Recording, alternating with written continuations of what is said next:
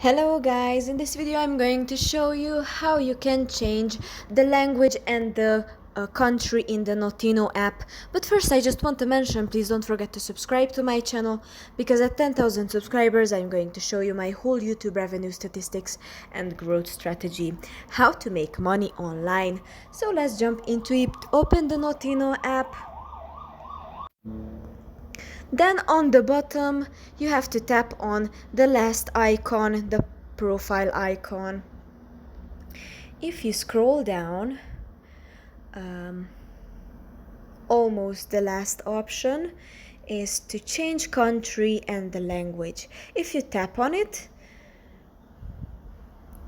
then you can change the country by tapping on buy in and tap on the country and choose which one you would like to. France, Germany, Italy, Poland.